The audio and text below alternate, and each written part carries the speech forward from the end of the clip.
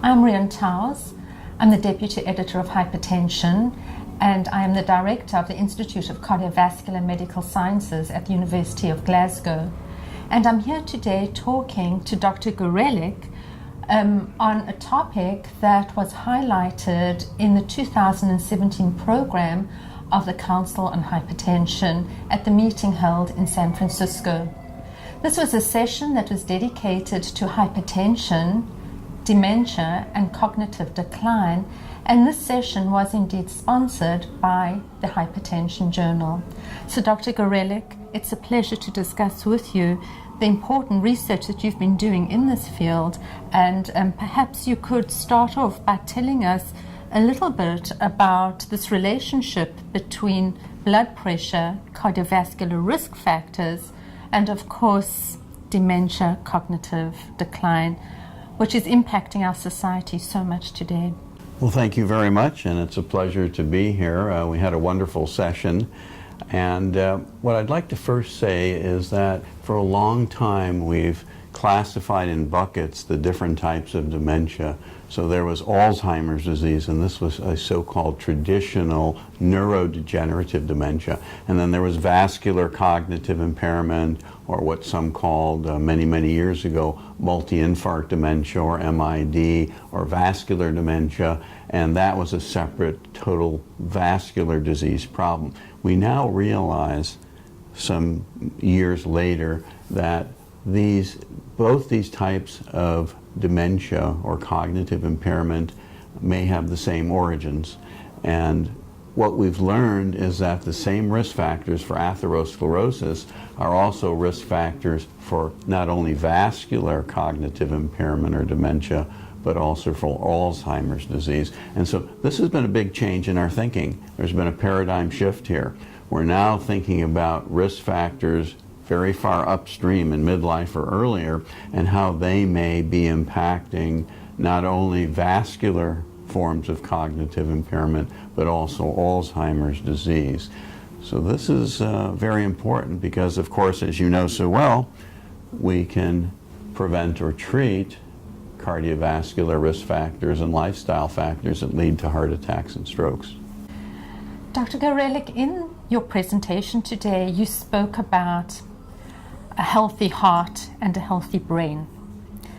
Perhaps I could suggest to you, maybe we need to speak about a healthy vasculature and a healthy heart and a healthy brain, because perhaps a lot of what we're talking about is really at the level of the vasculature. Could you comment on that? Absolutely, and in fact, it's a great segue to the paper that American Heart Association, American Stroke Association sponsored. I have been the lead author. I had the great honor of being the author of that paper.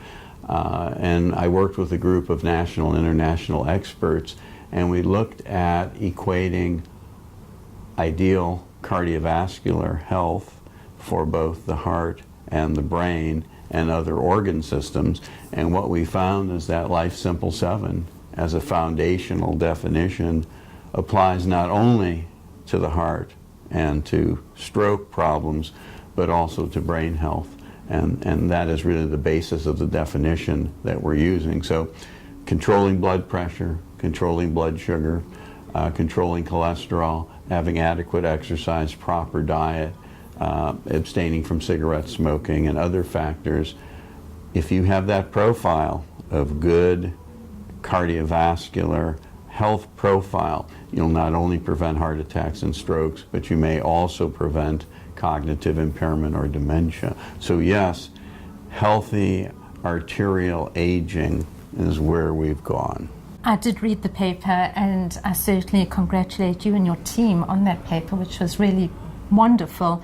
But of course what really comes out of that, and you mentioned hypertension and blood pressure, is the big question that we all have now, and I guess the challenge is, what is the blood pressure that we should be targeting? So we have an imperative to prevent heart attacks and strokes, which we can do well by getting the blood pressure down.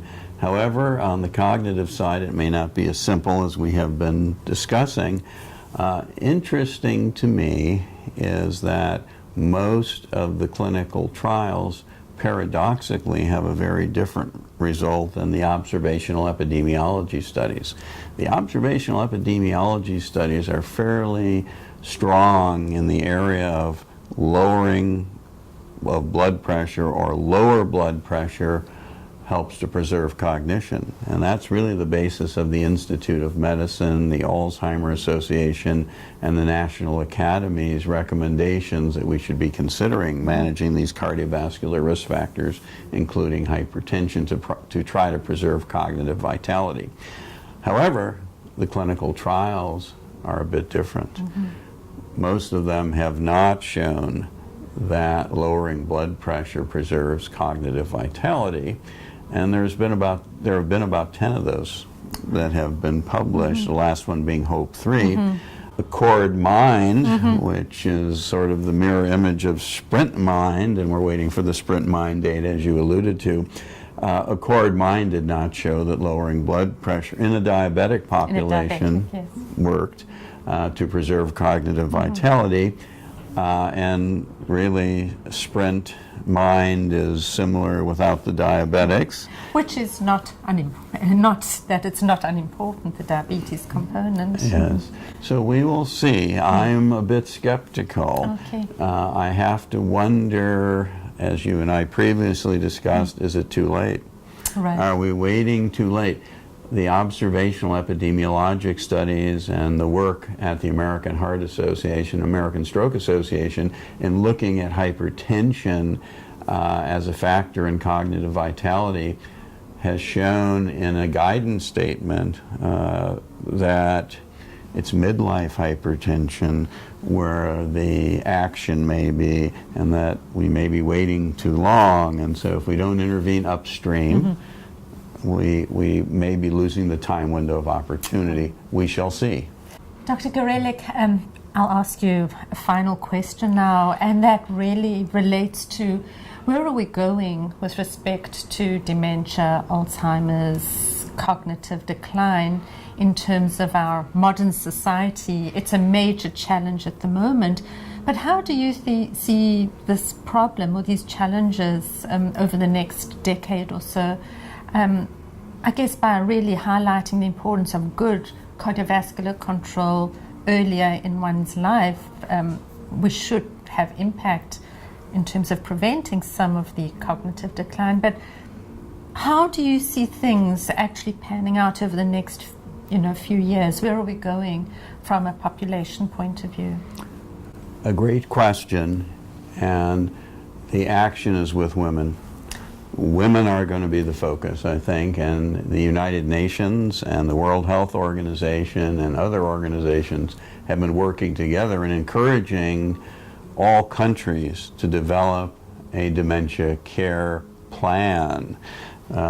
Many do not have such a plan, and it's going to be very important because women in many societies are going to be living a lot longer, and many of them are going to be breaking the 90-year-old age barrier. So there is going to be a lot of people around who potentially could be diagnosed with dementia, and there's a big concern. So maintaining this cardiovascular health could be a major piece.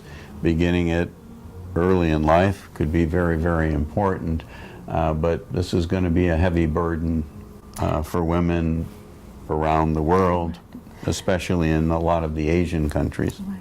And I guess this really highlights the importance with respect to research that we really should be focusing much more on cardiovascular research in women in general. So hopefully over the next few years we'll learn more about the risk factors, about improved treatments and prevention, and as you mentioned previously, it's a very complex situation we find ourselves in, because ultimately this impacts at the societal level with a tremendous burden on the economy. So with that, Dr. Gorelick, really I thank you so much. It was a wonderful session we had this morning, and certainly most thought-provoking.